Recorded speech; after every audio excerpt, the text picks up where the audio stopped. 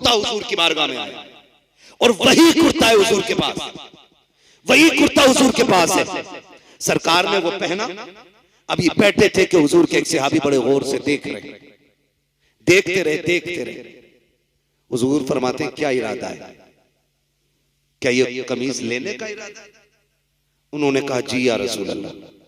हुजूर ने अपना कुर्ता उतारा और हवाले कर दिया। सहाबा ने कहा था महबूब एक यही है, आप पे इसे पहने रहे। फरमाने लगे मेरी चौखट से कोई साइल खाली चला जाए ये मुझे गवारा नहीं होता है। अपनी कमीज उतार के दे, और हम वो देते हैं जो फट जाता है, हम वो देते हैं जो गल जाता है, हम वो देते हैं जो किसी काम का नहीं रहता है। ये भी कोई नेकी है? कुरान कहता है लन तनालुल बिर्रा हत्ता तुनफिकू मिम्मा तुहिब्बून। उस वक्त तक तुम की भलाई को नहीं पहुंच सकते जब तक रब की बारगाह में वो ना दो जिसे तुम पसंद करते हो। तुमने अपनी पसंदी कभी सोचा कि मेरे ये पसंद है ये मैं फला को दे दूं? नहीं ना, तो फिर क्या फायदा? वो दो जिसे तुम पसंद करते हो, वो दो जो आपको पसंद है, वो दो जो आपको अच्छा लगता है, वो नहीं जो आपकी नजर से उतर गया है, वो नहीं जो आपके दिल से उतर गया है, वो नहीं देना, वो देना जो आपको पसंद है।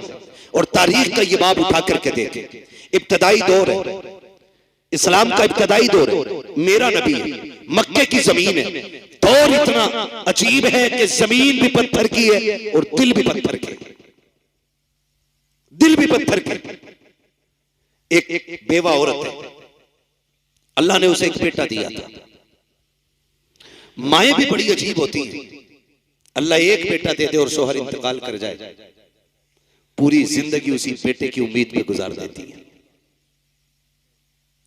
लोग कहते हैं पूरी जिंदगी पढ़िए निकाह कर ले, पूरी जिंदगी पढ़िए निकाह कर ले, लेकिन ऐसी भी औरतें कहती हैं नहीं, जब मेरा चांद जवान हो जाएगा ना फिर जिंदगी की सारी खुशियां मेरी ठोकरों में आ जाएंगी।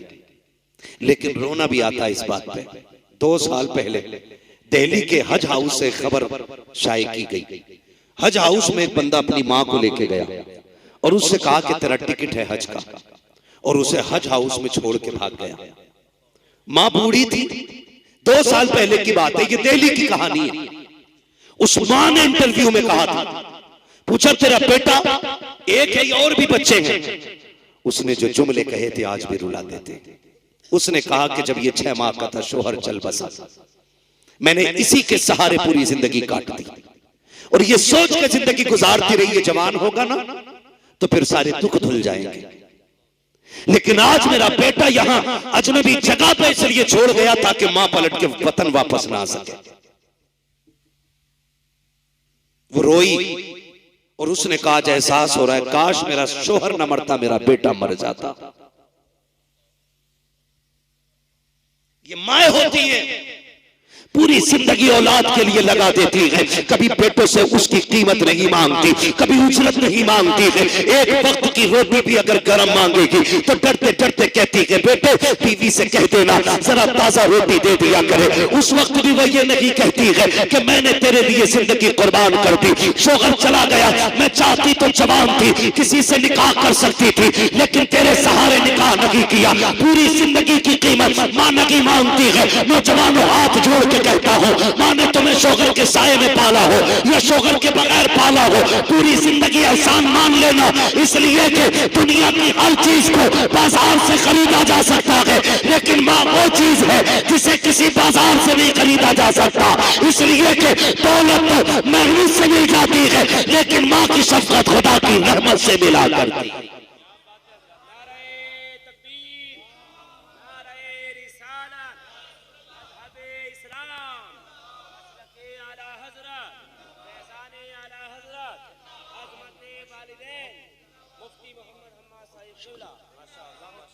ख्याल करेंगे इंशाअल्लाह।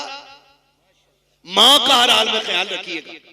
मां बेवा हो जाती है फिर भी बच्चों के लिए वक्त काट देती है, और एक बीवी के आते ही इसके तेवर देखो, कपड़ों से बाहर कह रहा कि मेरे खर्चे बढ़ गए, अब तुम हाथ रोक के खर्च करो, अब मुझसे तुम्हारे खर्चे नहीं उठते। और जालिम जरा सोच तो सही, तू छोटा था, डॉक्टर ने कहा था हर 8वें दिन ना तुम्हारे बेटे को 10,000 की दवा लगनी है, इसके दिल में सुराख है, 5,000 का एक इंजेक्शन लगना है। कभी इसने नहीं कहा डॉक्टर दवा बदल दे, कमाई कम है। इसने कहा डॉक्टर और महंगी हो तो दवा लगा ले, मैं अपने आप को बेच दूंगा, मेरे बेटे का दुख दूर होना चाहिए। बेटों पे भी लाजिम है, कभी मां से ये ना कहे मेरा खर्च बढ़ गया, कभी बाप से मत कहना मेरा खर्च बढ़ गया है। और याद रखना आमदनी उन्हीं की बढ़ती है जो मां बाप पे खर्च किया करते हैं। मैं नहीं जानता कि शाकिर भाई का रवैया क्या था, मुझे नहीं पता ये परिवार के लिए कैसे थे, लेकिन मुझे साजिद भाई ने बताया कि शाकिर जिसका नाम था ना, पूरे परिवार को लेकर साथ चलने वाला बंदा था, परिवार को साथ लेकर चलने वाला बंदा। तो फिर मुझे बताया जिस हवेली में बैठे हो ना उसी बंदे के हाथ की बनी हुई है। मैं कहता हूं वाह रे वो पेड़ लगा गया है जिसे देख के नस्लें तुझे याद करती रहेंगी, नस्लें याद करती रहेंगी। एक बाप कितनी बड़ी कुर्बानी दे देता है औलाद के लिए, और औलाद हिसाब लगा रही है। खांसी की दवा कितने की तुम्हारी? 18 रुपए की। सिरप कितने का? 72 रुपए का। कितने हो गए?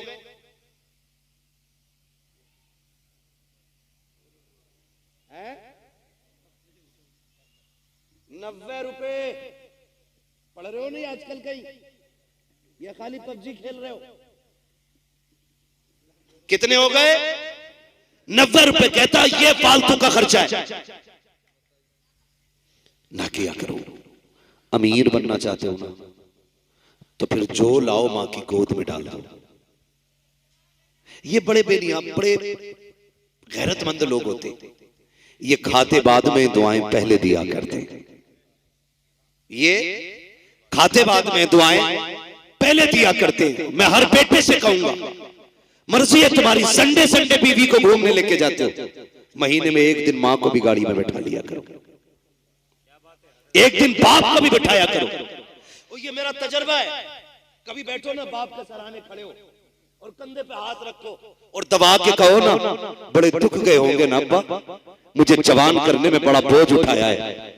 आप अल्लामा हो फगामा हो, कसम खा के कहता हूँ मैंने बड़ी बड़ी वीआईपी गाड़ियों में सफर किया है, बड़े बड़े वीआईपी होटलों में मैंने वक्त गुजारा है, लेकिन अल्लाह की इज्जत की कसम खा के कहता हूँ कभी 10 दिन 15 दिन 20 दिन में कभी घर की दौलत अल्लाह नसीब करता है। जब कभी माँ बाप के पास जाता हूँ और उनके कदमों में बैठ के कहता हूँ अम्मी जरा सर में तेल डाल दो, जरा मालिश कर दो, आज भी अल्लाह की इज्जत की कसम खा के कहता हूँ 5 स्टार होटलों के कदमों में वो मजा नहीं आता, आज भी जो मां के कदमों में बैठने में मजा आता है, आज भी जो उनके पैरों में बैठने में मजा आता है। चाहो गारंटी है मेरी, अगर तबीयत ना लगती हो, दिल ना लगता हो, कभी माँ के पास बैठो, कभी बाप के पास बैठो और उनसे पूछो तो सही अब्बा कोई जवानी की कहानी सुनाओ, बताओ कोई कारनामा तुमने जवानी में बड़ा किया हो, फिर देखना उसके लहजे बताएंगे जैसे जवानी लौट आई हो, उसका अंदाजा बताएगा जैसे फिर से जवान हो गया हो। और वो जब हंस हंस के बात करेगा तब लगेगा खुदा की कसम जो ताकत बाप को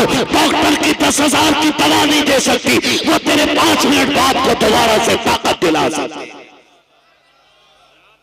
बैठेंगे बाप के पास इंशाल्लाह, बैठा करो, इनसे पूछा करो जवानी बताओ कहां गुजरी, अब्बा कोई काम बताओ, फिर वो बताएंगे सुन एक दिन तूने कहा था ड्रेस चाहिए और मैं रात के 3 बजे आया था, तू सो गया था, सुन मैंने तेरी ड्रेस तुझे ला के 3 बजे पहनाई थी, बेटे मैं थक गया था, मैंने ओवर टाइम ड्यूटी की थी, रात को 3 बजे लौटा था, लेकिन कसम है मुझे पैदा करने वाले की जब उठा के तुझे ड्रेस पहनाई और तू मुस्कुराया था ना, तेरी एक मुस्कुराहट से मेरी सारी थकन उतर गई थी। पूछा करो कभी बाप से बैठ करके, माँ की भी कदर किया करो, इनका एहतराम करना। ये चले जाएंगे फिर नहीं मिलेंगे। मैं बात अर्ज कर रहा था, बेवा बच्चा यतीम था, उसने और संभाला, मां से कहने लगा अम्मी ये जो कपड़े तुमने पहन रखे हैं ना इनकी सिलाई खुल गई है, अम्मी ये फट गए, ऐसा करो ना कोई पैबंद लगा लो, अम्मी मुझे गैरत आती है जब तुम्हारा बदन दिखता है, जिस्म दिखता है। माँ बेवा थी, रोने लग गई, कहने लगी बेटे जब से बाप गया है ना तुझे क्या बताऊं हमारे घर का चूल्हा कैसे चलता है, हम मैंने कितने दिन फाकों में गुजारे, बेटे ये मक्का है, यहाँ कोई किसी की मदद नहीं करता है। अम्मी वो है ना चचा का दरवाजा, का बेटे चचा रिश्ते में चचा है, लेकिन यहाँ कोई किसी की सुनने वाला नहीं। भतीजा था, आखिर खून जोश मारा, उसने कहा अम्मी इजाजत दे, अगर तू कहे तो एक बार मैं चचा के दरवाजे पे ना चला जाऊं। माँ ने कहा बेटे ना जा, कोई सुनने वाला नहीं। कहा हो सकता है मुझे देखे ना तो उसे अपने भाई की याद आ जाए और भतीजा समझ के मुझे कोई चादर दे दे। माँ ने कहा नहीं मानता तो जा। बच्चा आया, दरवाजा बजाया, अंदर से आवाज आई, कौन? कहा दरवाजा खोल। जैसे ही दरवाजा खोला देखा दरवाजे पे यतीम भतीजा खड़ा है। उसने कड़क ताल लहजे में कहा कैसे आया है? उसकी गर्दन झुक गई। कहा मैं तेरे भाई का बेटा हूं, मेहरबानी कर मेरी माँ के बदन के जो कपड़े ना इतने फट गए हैं कि बदन दिख रहा है, कोई चादर हो तो दे दे। जैसे इतना सुना चचा ने धक्का दिया। कहा तेरा बाप मेरे पल्ले तो नहीं छोड़ के गया था तुझे? क्या मेरे पास कमा के रखा था तेरे बाप ने, जो यहाँ पे हराम की दौलत मांगने चला आया? बच्चा उठा और रोता हुआ कहता है माँ तूने सच कहा था, यहाँ जमीन भी पत्थर की है, लोगों के दिल भी पत्थर के हैं। मैंने तेरी बात नहीं मानी थी, मुझे सजा मिल गई। ये कह के बच्चा रोता हुआ आ रहा था। रास्ते में हुजूर के सहाबी से मुलाकात हो गई। उसने रोक के पूछा क्यों रो रहा है? उसने कहा बड़े दुखों का मारा। कहा मुझे बता। कहा यहाँ कोई किसी के दुख नहीं सुनता। बच्चा था ना, तो सहाबी ने कहा मुझे बता, शायद मैं काम आ जाऊं। बच्चे ने कहा जब सगा चचा काम ना आ सका तो तेरे जैसा अजनबी क्या काम आएगा? उसने कहा बात क्या है? कहा बता तो सही। बच्चे ने जब दर्द बताया सहाबी मुस्कुराने लगे। उसने कहा मैंने कहा था ना यहाँ लोग रो के सुनते हैं, हंस के उड़ा देते हैं, हो गई ना वही बात। कहा मैं इसलिए नहीं हंस रहा हूं कि तेरा दुख मैंने सुना है। कहा हंसा क्यों? कहा मैं इसलिए मुस्कुरा रहा हूं कि मैं तुझे वो दर बताऊंगा जिस दर से आज तक कोई खाली नहीं लौटा है। बच्चे ने कहा किसकी बात करते हो, किसकी बात करते हो? जब इतनी बात बच्चे ने कही ना, कहा एक ऐसी चौखट है जहां से किसी को खाली नहीं लौटाया जाता। बच्चा कहता नाम बताओ। उन्होंने कहा कि वो एक शख्सियत है जिसे कुल कायनात मोहम्मद रसूलुल्लाह कहा करती है। कहा कहां मिलेंगे? कहा हरम शरीफ में मिलेंगे। बच्चा माँ का फर्माबरदार था। कहा ऐसे नहीं जाना है, पहले माँ से इजाजत लेके आऊंगा। अभी माँ की नहीं मानी थी इसलिए धोखा उठा लिया है। बच्चा आया है, माँ ने देखा बेटा कभी रो रहा है कभी मुस्कुरा रहा है। माँ ने कहा बेटे बात क्या है? बच्चे ने कहा अम्मी जान वो इसलिए रहा हूं कि चचा ने धक्का देके निकाल दिया है। हंस इसलिए रहा हूं कि एक सखी का पता चल गया है, एक ऐसे सखी का दरवाजा मिल गया है, सुना है जिसकी चौखट से आज तक कोई खाली नहीं लौटा है। माँ ने कहा बेटे किसकी बात करता है? का नाम मोहम्मद रसूलुल्लाह है। माँ ने कहा ना बेटे उसके दरवाजे पे मत चले जाना, सुना के जो उसके पास चला जाता है वो उसी का हो जाया करता है। ए बेटे सुना ये है कि वो लोगों की बात तो सुनता है लेकिन पहले अपना कलमा पढ़ाता है। बच्चे ने कहा अम्मी जान बात तेरी इज्जत की है, बात मेरी गैरत की है, इजाजत दे मैं वादा करता हूँ तेरी इज्जत की कसम जाकर मैं वादा करके जा रहा हूँ, अगर कलमा पढ़ाएंगे तो लौट आऊंगा और अगर नहीं पढ़ाएंगे तो उनसे चादर लेके आऊंगा। माँ ने कहा बेटे जा तो रहा है, ख्याल रखे कलमा नहीं पढ़ना है, उनसे दूर से बात करनी है। आओ मेरे नबी की शान देखो। बच्चा आया है, सरकार हरम शरीफ के अंदर है। बच्चे ने आवाज दी है या मोहम्मद इस्मा कलामी, मोहम्मद मेरी बात सुन लीजिए। आका करीम ने इतना सुना, रूह किया है बच्चे की तरफ। हरम के दरवाजे पे बच्चा खड़ा है। आका ने इशारा करके कहा क्या बात है? बच्चे ने कहा करीब आइए। सरकार अपनी जगह से उठे है। जब थोड़ा फासला रह गया बच्चे ने कहा ठहरिए अब आगे ना आना। कहा क्यों? कहा करीब ना आइएगा, पहले मेरी बात सुन लीजिए। कहा क्या बात है? कहा मैं कभी ना आता, एक जरूरत खींच लाई है। आका फरमाते हैं बता क्या जरूरत है? कब बता तो दूंगा लेकिन शर्त है मेरी। कहा कौन सी शर्त है? कि मैं तुम्हारा कलमा नहीं पढ़ूंगा। मेरे नबी मुस्कुरा देते हैं। कहा वो तेरी मर्जी है, काम बता काम क्या है? बच्चे ने कहा जी मैं यतीम हूँ। जैसे उसने यतीम कहा है नबूवत वाली आंखों में आंसू आ जाते हैं। सरकार आगे बढ़ते हैं, बच्चे के सर पे हाथ रख के कहते हैं और एक बार कहते उसने कहा जी मैं यतीम हूँ। जब सरकार ने इतना सुना है बच्चा खुद को यतीम कह रहा है। आका करीम कहते हैं बता कैसे आया है? उसने माँ का हाल दिल बयान किया, गुर्बत और फाके की दास्तानें सुनाई, नबूवत की आंखें बरसती रही। बच्चा समझदार था, कहने लग गया गरीब मैं हूं आप क्यों रोए हो, यतीम मैं हूं आप क्यों रोए हो। जब इतनी बात सुनी है मेरे नबी फरमाते हैं जब मैंने तेरी यतीमी का दौर सुना है तो मुझे अपना बचपन याद आ गया है, मुझे माँ के साथ गुजारे हुए लम्हे याद आ गए हैं। उसने कहा मुझे चादर चाहिए, अगर दे सकते हो तो लेकिन कलमा नहीं पढ़ूंगा। मेरे नबी मुस्कुराए, मुजम्मिल वाली चादर उतारी और यतीम के हवाले कर दी। लो बेटे और कुछ चाहिए। बच्चे ने इतना सुना और चादर को सीने से लगाया, मगर खुदा की कसम आके करीम से मुलाकात का हाल ये था कि जुल्फ देखी है कि नजरों ने घटा देखी है, लूट गया जिसने मोहम्मद की अदा देखी है।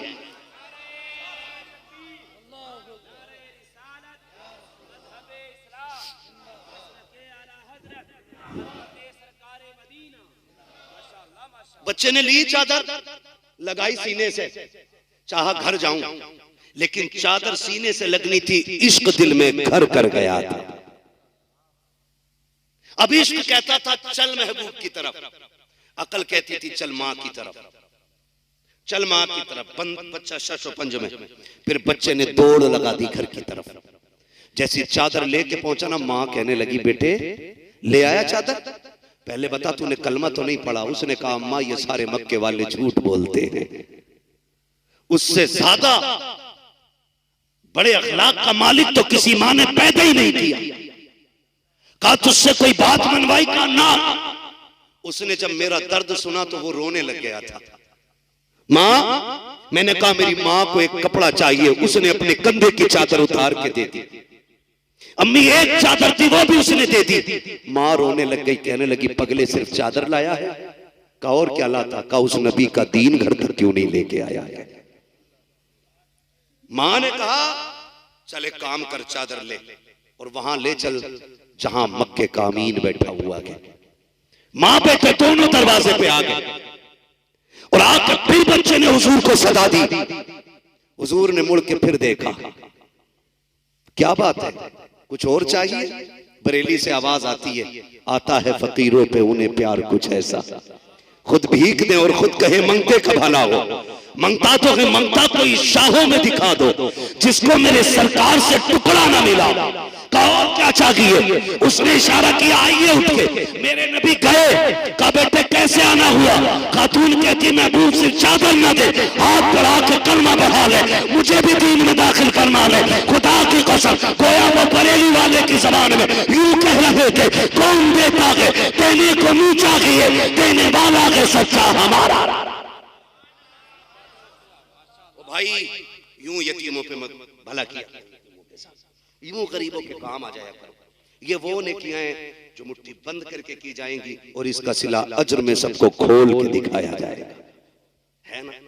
आज हम हैं, कल नहीं होंगे। हम भी कल एक गुजरा हुआ वक्त बनेंगे।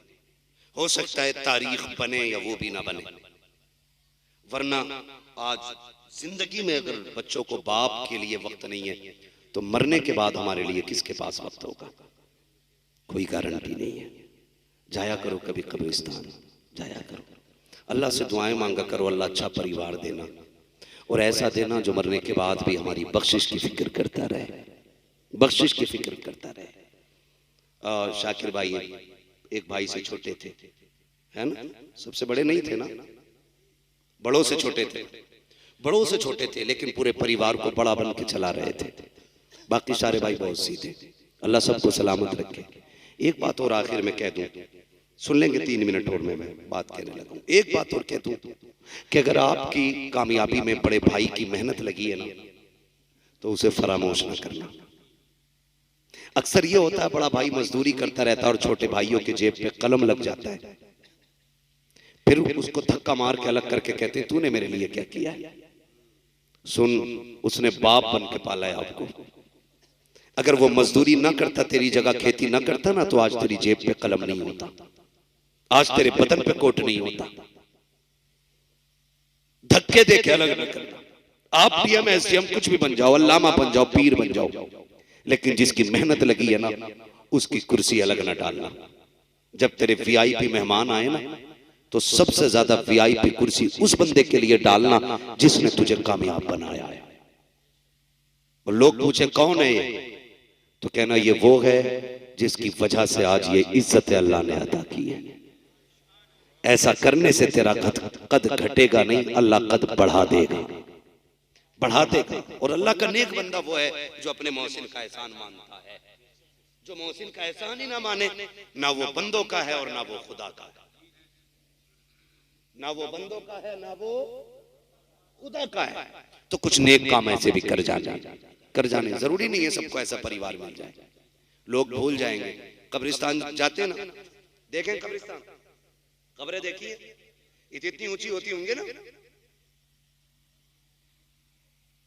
कब्रें देखिए, है ना, बहुत ज्यादा ऊंची नहीं होती है, बहुत ज्यादा लंबी, वजूद भर मिट्टी मिलनी है, इससे ज्यादा नहीं। बस जितना आपका कद है उतनी जमीन आपको मिलेगी, उससे ज्यादा। कब्रिस्तान जाते देखे होंगे कि कुछ कब्रें ऐसी हैं जिनमें कोई फूल डालने वाला नहीं, और कुछ ऐसी भी कब्रें जिनमें कोई मिट्टी डालने वाला भी नहीं है। तख्ते टूट गए हैं, कब्रें बैठ गई हैं, कुछ में कफन के धागे नजर आ रहे हैं, कुछ में हड्डियां दिख रही हैं। सोच, क्या वो लवारिस थे? उनका परिवार नहीं था? या वो जमीन वाले नहीं थे? सब कुछ था, लेकिन उनके पीछे अच्छे लोग नहीं थे। फूल तो बड़ी बात है, लोग मिट्टी डालने आ जाएं तो ये बहुत बड़ी बात होती है। ये दुनिया बड़ी बेवफा है, इसके लिए रब को नाराज ना करना, इसके लिए रसूल को नाराज ना करना, इसलिए कि ये इतनी बेवफा है, तेरी सांस रुकने की देर है, तेरे कपड़े उतारने के लिए तैयार नहीं होंगे। जिस चारपाई पे तेरा दम निकला है उस पे तेरा बेटा लेटने तैयार नहीं होगा। है कोई जो बाप के उतरे हुए कपड़े पहन ले बेटा? नहीं, गठरी बांध के फकीर को दे दो। बड़े बड़े कीमती कपड़े गरीबों को उठा के दे दिए जाते, पहन लो तो कोई नाजायज है? बोलो, नाजायज नहीं है ना? फिर पहनते क्यों नहीं? क्योंकि ये दुनिया बड़ी बेवफा है, बड़ी बेवफा है। कोई किसी का नहीं है, कोई किसी का नहीं है। अल्लाह से दुआएं मांगा करो, अल्लाह अच्छा परिवार देना, अच्छे लोग देना। सबसे पहली बात ये कहा करो, अल्लाह अच्छी मौत देना, ईमान पे मौत देना, मौला करीम इज्जत की मौत देना। और इस हाल में मौत देना कि जब जनाजे उठ रहे हों तो कोई बताए या ना बताए, हमारे कफन से आवाजें आई, लहद में उश्क रुखे शह का दाग लेके चले, अंधेरी रात सुनी थी चराग लेके चले, तेरे गुलामों का नक्शे कदम है रागे खुदा, वो क्या भटक सके जो ये सुराग लेके चले। कदर करें। और एक बात और कह दूं आखिरी, थके तो नहीं है ना अभी आप? कितने लोग थक गए? जो थके वो कहते हैं या रसूल अल्लाह, माशाअल्लाह। नहीं, मसला यह है कि हम हुजूर के नाम पे हर हाल में या रसूल अल्लाह कहने तैयार हैं, बोली खाली नहीं जाने देंगे, सारे बोले जरा या रसूल अल्लाह। हम यही तो कहते हैं यार, यही तो कहते हैं, नींद में भी हो तो बोल दिया करो, ताकि दुनिया को ये पता चल जाए कि ये कौम सबसे ज्यादा अपने हुजूर से इश्क करती है ना? अब सारे बोले जरा या रसूल अल्लाह। हाँ, हुनूस दिल्ली दूर, तवज्जो है सारे लोगों की। मैं आपको आखिरी बात बता दूं, आखिरी बात, रिश्तों की कदर कर लें, यानी भाइयों की कदर कर लें। इसलिए कि भाई वो दीवार होती है जो भाई की कमर का जोर होती है। अल्लाह करे ये बात आपकी समझ में आ जाए। आप सोच रहे होंगे ना ये मौलवी बहुत दूर हट के बात कर रहा है जहन्नम जन्नत से। नहीं, मैं जन्नत और जहन्नम के इर्द गिर्द ही बात कर रहा हूं। ये आपकी कमर का जोर होता है आपका भाई। खुदारा कभी भाइयों को दौलत के मुकाबले में तोलना नहीं, कभी भाइयों को दौलत के मुकाबले में तोलना, सारे बोले तोलना। ये देखिए ये क्या है, देख लो क्या है, जेब, और यहां सीने के अंदर क्या है, जेब और दिल दोनों कहां है? आमने सामने, ठीक है ना? दो बातें लोग करते हैं, मेंबर वाले लोग खाली दुआ दें अगर बात अच्छी लग जाए। दो लोग बात करते हैं, जिनमें घमंड होता तो कहता है ऐसों को तो मैं जेब में रखता हूं, है ना? तू है क्या? तेरे जैसे मेरी जेब में रहते हैं, जेब में। एक जुमला बोला जाता है कि नहीं? जब किसी पे कोई घमंड करके कहता ना चल जा, तेरे जैसे जेब में रखता हूं, जब चाहूं 10 खरीद सकता हूं। ये कब आती है बात? ये तब आती है जब ये जेब की चीज दिल में चली जाती है।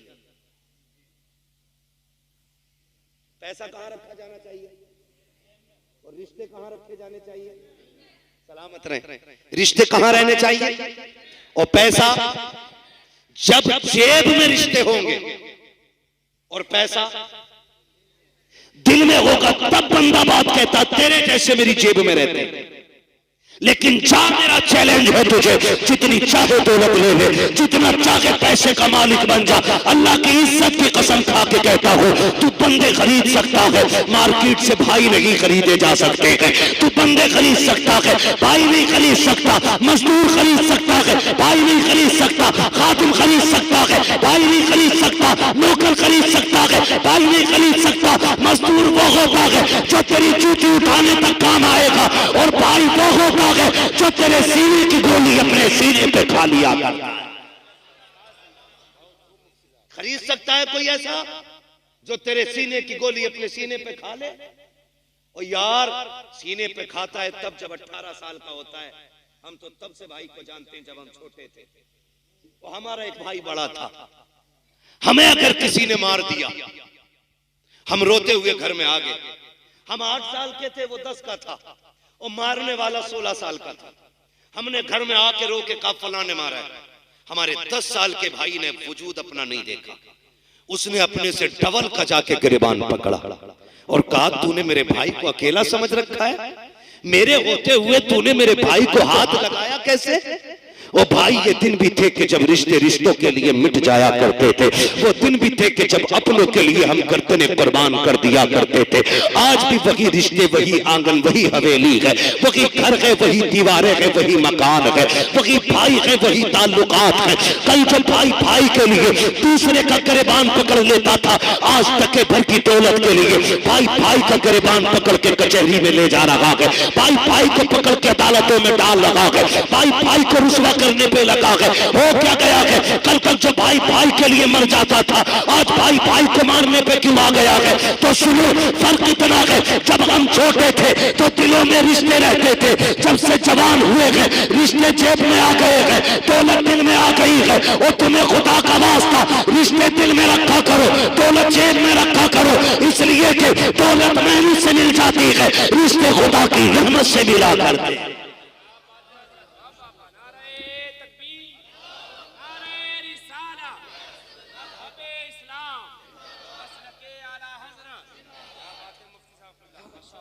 रिश्ते खुदा की रहमत से मिला करते हैं।